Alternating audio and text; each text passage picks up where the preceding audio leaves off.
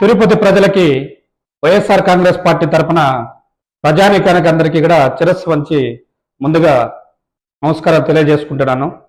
పెద్దలారా, ఆత్మీయులారా, మనందరి ప్రీతమ నాయకుడు మాజీ deputy mayor YSR Congress party Tirupati నియోజకవర్గ ఇన్ఛార్జి గారు భూపన అవనీరెడ్డి గారు రాష్ట్ర వ్యాప్తంగా కూటమి ప్రభుత్వం అధికారంలోకి వచ్చిన తర్వాత 175 నియోజకవర్గాల్లో ఈ కూటమి నాయకులు నైటు పగలు జగన్ జగన్ జగన్ జగన్ జగన్ ఇదే వాళ్ళకు వినిపిస్తున్నది.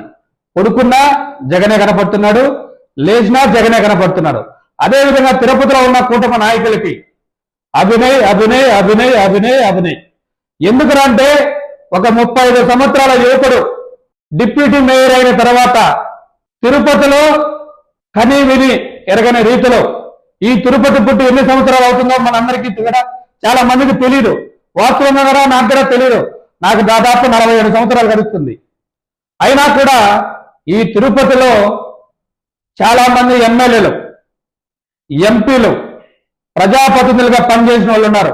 కూటమి నాయకులకి ఒక 10 బస్సులు పెట్టే తిరుపతిలో ఎమ్మెల్యే టికెట్ కావాలనేసి 10 బస్సులు ఫుల్ అవుతాయి. అలాంటి నాయకులు కూడా తిరుపతిలో ఉన్నారు. మీకెవరికి రాని ఆలోచన 35 సంవత్సరాల ఒక యువకుడు తిరుపతి పట్టణానికి అభివృద్ధి అంటే ఏంటి అనేసి చేసి చూపించిన నాయకుడు అభినయ్ రెడ్డి గారు. అదేవిధంగా తిరుపతి పారిశుద్ధ్యం పైన ఒక అవగాహనకి కలిగిన వ్యక్తి, సందు తిరిగిన వ్యక్తి, ప్రతి 50 డివిజన్లో ప్రతి వీధికి తిరిగిన వ్యక్తి అభినయ్ రెడ్డి గారు.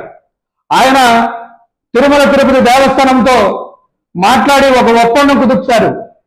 అయ్యా, తిరుపతిలో పారిశుద్ధ్య కార్మికులు చాలా మంది తక్కువగా ఉన్నారు, పారిశుద్ధ్యమే లేకుండా చేయాలంటే కార్మికులు సరిపోరు, 1800 మందిని పెంచాలనేసి ఒక ప్రణాళిక తీసుకొచ్చి ఆయన ప్రతిపాదిస్తే బీజేపీ నాయకుడు, మాజీ టీటీడీ బోర్డు మెంబర్, ఇప్పుడు టీటీడీ బోర్డు మెంబర్, అధికారం ఉంటే ఒకలాగా, అధికారం లేకుంటే ఒకలాగా ఊసరి విల్లి రంగులు మార్చి భానుప్రకాష్ రెడ్డి గారు తండ్రి కొడుకులు భూపన అవినయ్ రెడ్డి గారు చేసిన అభివృద్ధిని అడ్డుకుంటున్నారు.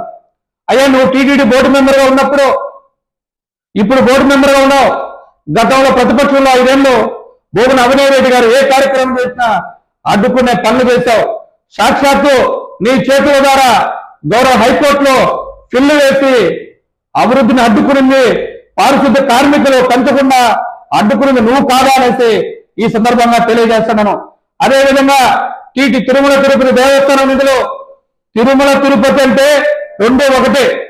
ప్రపంచ దేశాల నలుమూల నుంచి తిరుపతికి ఫస్ట్ వస్తారు, ఆ తర్వాత తిరుమలకి భక్తులు వెళ్తారు. మనకందరికీ కూడా తెలుసు. అది దృష్టిలో పెట్టుకుని అభినయ్ రెడ్డి గారు టీటీడీ నిధులు కేటాయించాలనేసి టీటీడీ వారిని కోరితే మీరు కోర్టు ద్వారా అడ్డుకున్నారు భూపన అవినయ్ రెడ్డి గారి అభివృద్ధిని. ఈరోజు మళ్ళీ కూడా మీరు టీటీడీ బోర్డు మెంబర్గా ఉన్నారు, అధికారంలో ఉన్నారు. ఇక్కడే శ్రీనివాస స్పోర్ట్స్ కి ₹1 కోటి కేటాయించారే.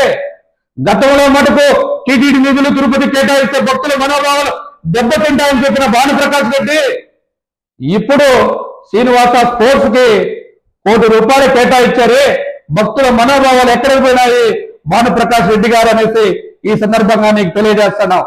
మీకు చిత్తశుద్ధి ఉంటే, మీకు తిరుపతి వాసులుగా నీకు చిత్తశుద్ధి ఉంటే, దమ్ము ధైర్యం ఉంటే, కలేజా ఉంటే, నువ్వు నిజంగానే తిరుపతిలో పుట్టి పెరిగావు అనేసి తిరుపతి అభివృద్ధి ఆకాంక్షను కోరుకునేవాడు అయితే నువ్వు వేసిన కోర్టులో, హైకోర్టులో వేసిన కేసును ఉపసంహరించుకోండి. నీ ద్వారానే నీ ప్రభుత్వంగా 4 ఏళ్ళు అధికారంలో ఉండాలి. నువ్వే ప్రతి వీధికి పో, నీకే మంచి పేరు వస్తుంది. మా నాయకుడికి మంచి పేరు రాకపోయినా పర్వాలేదు, కోర్టులో కేసు విత్డ్రా చేసుకునే తిరుపతి ప్రజలకి అభివృద్ధిని చేయాలనేసి కోరుకుంటున్నారు. ఇంకొకటి, మీ కొడుకు గారు, ఆయన పృథ్వీ గారంట, ఆయన వ్యక్తిగత దూషణలు చేస్తున్నారు. అయ్యా పృథ్వీ గారు, మీ తండ్రి కొడుకుల నాటకాలు ఆపండి. ఇక్కడైనా వైఎస్ఆర్ కాంగ్రెస్ పార్టీ నాయకులు, కార్యకర్తలకి పైన నీచంగా నువ్వు ప్రవర్తిస్తున్నావు. అదే మా నాయకుడు ఆదేశిస్తే తీవ్ర పరిణామాలంటే తెలియజేసుకుంటూ ఇకనైనా కోర్టులో కేసుని విత్డ్రా చేసుకోవాలని కోరుకుంటున్నాను. అదేవిధంగా మీకు నిద్రలో కూడా అభినయ్ అభినయ్ అభినయ్ అభినయ్ అంత తప్పక ఇంకా ఏమీ కనపడలేదు మీకు. ఈ 10 నెలల కాలంలో తిరుపతి పట్టణంలో ఏ ఒక్క రోడ్డున వేశారా? ఏ ఒక్క కాలువన్న కట్టారా? ఏ అభివృద్ధి చేశారు? ఇంకొకటి, తిరుపతిలో 62,000 ఓట్లతో ఓడిపోయాడు మీ నాయకుడు అంటున్నారు. గెలిపోవడం సహజం. ఓడిపోయినా కూడా మా నాయకుడు కుంగిపోలేదు. ఈరోజు ప్రజల పక్షాన్ని నిలబడుతున్నాడు. ప్రజల పక్షాన్ని నిలబడి ప్రజల అవసరాలకు ఏదైతే ఉపయోగపడుతుందో వాటిపైన ప్రతిపక్ష నాయకుడిగా ఈరోజు భూమన అవినీరెడ్డి గారు గొంతు విప్పుతూ గలం విప్పుతున్నాడు. అది మీరు ఓర్చలేకపోతున్నారు. అయ్యా తిరుపతి శాసనసభ్యులు, మీరు లోకలా నాన్ లోకలా ఈ అభివృద్ధి పైన మీకు బాధ్యత ఉందా లేదా? మీకు తిరుపతి ప్రజలు ఓట్లేసి ఆదరించారా లేదా? మీకు నిమ్మకు నీరెత్తినట్టు ఉన్నది. మీరైనా చొరవ తీసుకొని భానుప్రకాష్ రెడ్డి ద్వారా ఆ కోర్టులో ఉన్న కేసుని విత్డ్రా చేపించాలనేసి కోరుకుంటూ ఇంకొకసారి అవాకులు చవాకులు పెడితే తండ్రి కొడుకులు బుద్ధి చెప్పే టైం ఆసన్నమైందనేసి తెలియజేసుకుంటున్నాను.